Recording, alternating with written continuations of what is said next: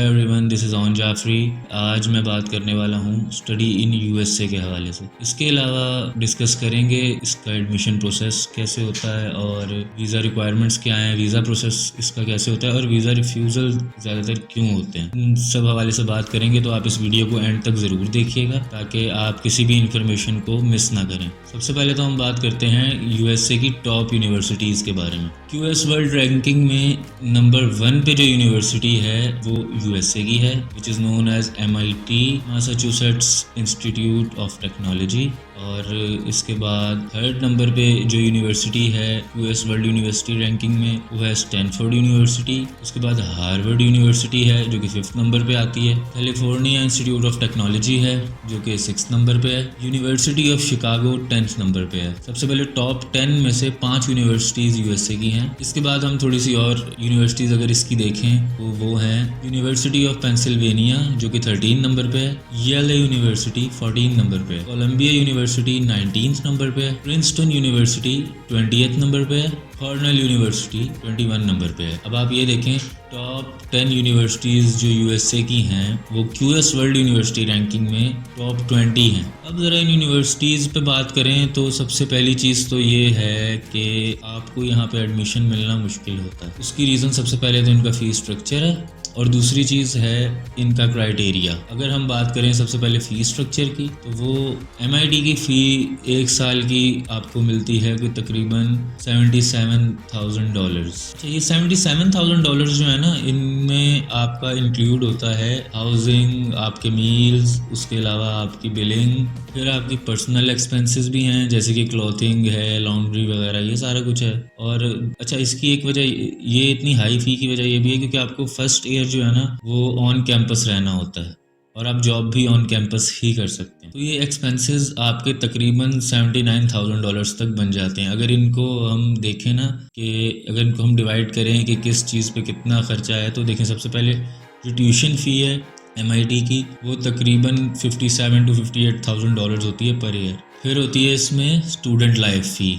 अच्छा, student life फ़ी basically इसके अंदर ये है, जैसे आप यूनिवर्सिटी में फ़िटनेस सेंटर यूज़ कर सकते हैं, अनलिमिटेड एक्सेस टू जिम है आपके पास, तो ये फ़ी आपकी है $396। इसके बाद हाउसिंग पे आ जाएं तो हाउसिंग की आपके तकरीबन $11,000 होते हैं। मील तकरीबन $6,000 से $7,000 आपके मील के होते हैं। बुक्स आपकी तकरीबन $1,000 तक होती हैं, $850 to $1,000। पर्सनल एक्सपेंस आपके इसके अंदर कैलकुलेट किए गए हैं तकरीबन $2,000 से $2,500। ये सब कुछ मिला के आपका जो एक्सपेंस आता है MIT में पढ़ने का वो आ जाता है तकरीबन 80,000 तक आ जाता है। $79,000 to $80,000 आपका एक्सपेंस आता है। अब दूसरी चीज़ जो यहाँ पे है वो ये प्रॉब्लम है इनका एक्सेप्टेंस रेट जो कि 4% है, यानी 100 में से 4 बच्चों को एक्सेप्ट करते हैं ये सिर्फ। इसी तरह अगर हम हार्वर्ड की बात करें तो उसमें भी यही इशू है। सबसे पहले अगर एक्सेप्टेंस रेट देखें तो उनका भी 5% है, यानी 100 में से 5 बच्चों को वो एक्सेप्ट करते हैं। और एक्सपेंस की बात करें तो इनका एक्सपेंस भी पर ईयर तकरीबन 78,000 to 80,000 तक आता है। इसमें आपका इंक्लूड हो जाता है सेम वही चीज़ है, 54,000 तक इनकी ट्यूशन फ़ी होती है, तकरीबन 24,000 इनका रेंट और यूटिलिटी वगैरह और अदर एक्सपेंसेस में आपका आ जाता है। और इसके अलावा आप हेल्थ इंश्योरेंस फ़ी भी होती है यहाँ पे, वो तकरीबन $5,000-5,500 तक होती है। स्टूडेंट एक्टिविटी फ़ी $75 होती है आपकी टोटल। ये रीज़न्स हैं कि आपके लिए हार्वर्ड या स्टैनफोर्ड में या MIT में एडमिशन मुश्किल होगा। दूसरी चीज़ कि इनका क्राइटेरिया बहुत ज़्यादा हाई है, इनको 95% से भी ऊपर तकरीबन मार्क्स चाहिए होते हैं अगर आप यहाँ पे एडमिशन लेना चाहते हैं। दूसरा, फिर आपके जो प्रोग्राम है उसके अंदर जो आपके सब्जेक्ट्स हैं वो आपका उनका उसमें भी क्राइटेरिया है कि जी 1 साल आपने बायोलॉजी भी पढ़ी हो, 1 साल आपने फिज़िक्स भी पढ़ी हो और केमिस्ट्री भी पढ़ी हो, मैथ्स भी किया हो, ये सारा कुछ, मतलब वो बहुत कॉम्प्लेक्स एक उनका एडमिशन क्राइटेरिया है। सो इसको मीट करना बहुत मुश्किल होता है, स्पेशली जो एजुकेशन सिस्टम हमारा है पाकिस्तान का। पाकिस्तानी स्टूडेंट्स के लिए स्टैनफोर्ड या हार्वर्ड या MIT जैसी यूनिवर्सिटीज़ में एडमिशन लेना बहुत मुश्किल है।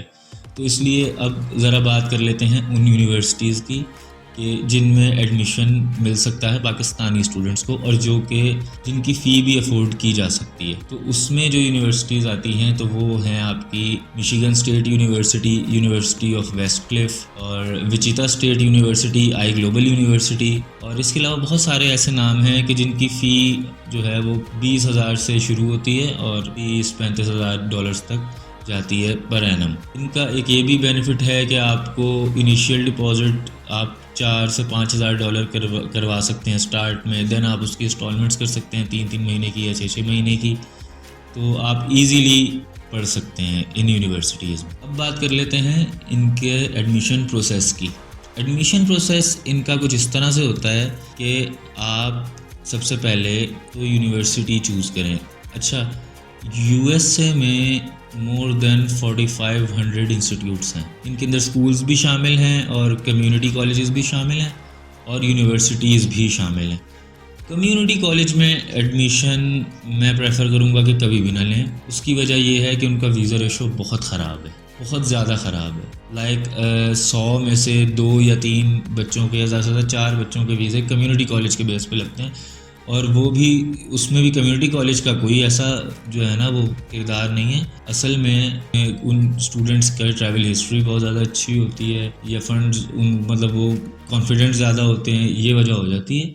अदरवाइज़ वीज़ा नहीं लगता कम्युनिटी कॉलेज में, क्योंकि कम्युनिटी कॉलेज में अगर आप एडमिशन ले रहे हैं ना तो वीज़ा ऑफिसर पहले ही समझ जाता है कि आपका पढ़ने का कोई इरादा नहीं है, आपने जस्ट एडमिशन जो है ना वो बस ले लिया है और आप निकलना चाह रहे हैं। अच्छा, हम बात कर रहे थे एडमिशन प्रोसेस की। एडमिशन प्रोसेस यूएसए का कुछ इस तरह है कि आप यूनिवर्सिटीज़ निकालेंगे और यूनिवर्सिटी जब भी आप चेक करें तो वो उसमें आप फ़ीस स्ट्रक्चर उसका ज़रूर चेक करें, क्योंकि फ़ीस स्ट्रक्चर बहुत ज़रूरी चीज़ है। क्योंकि आपने जब वहाँ पे 3-4 साल अगर रहना है बैचलर्स करने के लिए तो आपको हर साल या हर 6 महीने बाद फ़ी पे करनी है। वो अफोर्डेबल होना बहुत ज़रूरी है, क्योंकि यूएस में फ़र्स्ट ईयर जो है ना वो आपको ऑन कैंपस जॉब मिलती है। अब ऑन कैंपस जॉब में आप इतना अर्न नहीं कर सकते कि आप अपनी नेक्स्ट ईयर की फ़ी उसमें निकाल सकें, तो वो आपको ऑब्वियसली अपने पेरेंट्स से या जो भी आपको स्पॉन्सर कर रहा है उसी से पे करवानी पड़ेगी। बहुत मुश्किल है कि आप खुद उसको जमा कर सकें, क्योंकि आपके अपने एक्सपेंस भी इतने होते हैं वहाँ पे रहने के, क्योंकि एक महंगी स्टेट है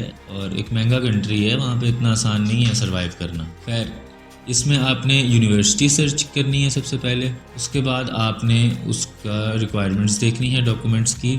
उसमें बहुत सी चीज़ें होती हैं, जैसे बैंक स्टेटमेंट मांगते हैं, यूनिवर्सिटी बैंक स्टेटमेंट मांगती है आपकी, ठीक है। बैंक स्टेटमेंट इसलिए ज़रूरी है क्योंकि यूनिवर्सिटी ये देखना चाहती है कि आप जब यहाँ आ जाएंगे तो आप क्या वो एक्सपेंसेस बेयर कर सकते हैं, उनकी नेक्स्ट फ़ी जो आपने देनी है, क्योंकि पहली दफ़ा तो हर कोई दे दिला के चला जाता है, लेकिन मसला होता है बाद में। पाकिस्तानीज़ ने अपना रिकॉर्ड भी कुछ ऐसा बना लिया है कि भाई कोई भी जो है ना वो ट्रस्ट नहीं करता पाकिस्तानी पासपोर्ट पे। उसकी वजह यही है कि यहाँ से लोग जाते थे जी I-20 लेके जो है ना वो वीज़ा लगवा लेते थे अपना, उसके बाद वहाँ जाके और यूनिवर्सिटी में इनरोल करने के बजाय वो किसी सस्ते से कम्युनिटी कॉलेज में एडमिशन करवा के और फिर वो वहाँ घूमते रहते हैं। तो एम्बेसीज़ ये सारा कुछ देख रही होती हैं और यूनिवर्सिटीज़ भी देख रही होती हैं कि पाकिस्तानी स्टूडेंट्स जो हैं वो क्या कर रहे हैं। तो इसलिए अब ये चीज़ बहुत ज़्यादा स्ट्रिक्टनेस हो गई है इस पर। सो आपको बैंक स्टेटमेंट अपनी दिखानी पड़ेगी उन्हें, जितनी भी वो कहते हैं उसमें वो ये होगा कि उन पर ईयर फ़ी, मैंने हर वीडियो में बात बताता हूँ कि पर ईयर फ़ी और इसके अलावा 1 साल की लिविंग कॉस्ट, ये मिला के बैंक स्टेटमेंट आपकी बनती है। आपने बैंक स्टेटमेंट देनी है उन्हें। उसके बाद आपने, अगर वो लैंग्वेज रिक्वायर्ड करते हैं, इंग्लिश लैंग्वेज का कोई भी टेस्ट रिक्वायर्ड करते हैं, आइल्ट्स होता है, पीटी होता है, डुओलिंगो होता है, डिफरेंट यूनिवर्सिटीज़ हैं उनका अपना क्राइटेरिया होता है। कुछ होती हैं जिनमें आइल्ट्स एग्जाम्प्ट होता है, वो अपना कोई इंग्लिश लैंग्वेज टेस्ट आपसे ले लेती हैं, इंटरव्यू ले लेती हैं, कभी कभी लैंग्वेज टेस्ट आपने प्रोवाइड करना है अगर वो मांगती हैं तो। उसके बाद आपके एजुकेशनल डॉक्यूमेंट्स होते हैं, चाहिए होते हैं वहाँ पे। अच्छा, वो सारा कुछ आप जब जमा करवा देंगे देन आपको यूनिवर्सिटी I-20 भेजेगी। I-20 क्या चीज़ है? I-20 बेसिकली आपका प्रूफ ऑफ एलिजिबिलिटी है, जो कि आपका इंस्टीट्यूट, यूनिवर्सिटी जो भी है वो यूएस गवर्नमेंट को देता है कि ये स्टूडेंट F1 वीज़ा के लिए एलिजिबल है, और इसको हम अलाउ करते हैं कि हमारी यूनिवर्सिटी में हमने इसको एक्सेप्ट कर लिया है, एडमिशन दे दिया है, ठीक है, ताकि आप इससे आपको अलाउ करते हैं कि अब आप अपना वीज़ा प्रोसेस स्टार्ट कर दें। अच्छा, वीज़ा प्रोसेस मामला इस तरह से होता है कि वीज़ा प्रोसेस में आपको सबसे पहले सर्विस फ़ी पे करनी होती है विच इज़ $350। अच्छा, सर्विस क्या चीज़ है? Student and exchange visitor information system, ये है सर्विस। बेसिकली ये एक इदारा है और इसकी फ़ी $350 आपको पे करनी होती है। इसके साथ आपने एम्बेसी फ़ी पे करनी होती है जो कि तकरीबन अब ज़्यादा हो गई है, मेरे ख्याल से $30,000 से $35,000 तक हो गई है। और उसके बाद आपकी इंटरव्यू कॉल हो जाता है। अच्छा, आपने अपॉइंटमेंट जब ले ली है एम्बेसी से, देन आप एम्बेसी जाएंगे। अच्छा, एम्बेसी जाके अब आपने अपने साथ जो चीज़ें लेके जानी है वो है जैसे पासपोर्ट है और एजुकेशनल डॉक्यूमेंट्स हैं, उसके अलावा बैंक स्टेटमेंट है आपकी और फ़ोटोग्राफ्स हैं जैसी कि वो रिक्वायर्ड कर रहे हैं। जो आपके वीज़ा फॉर्म पे जो फ़ोटोग्राफ्स हैं वो फ़ोटोग्राफ्स आपने लेके जानी है और वो फ़ोटोग्राफ्स 6 मंथ से पहले की ना हो, क्योंकि उसके अंदर फिर आपका जो है ना वो काफ़ी हद तक कोई वेट लूज़ कर लेता है, कोई वेट गेन कर लेता है, शक्ल में थोड़ी सी चेंजिंग आ जाती है, बालों में चेंजिंग आ जाती है, इस तरह के मामला होते हैं।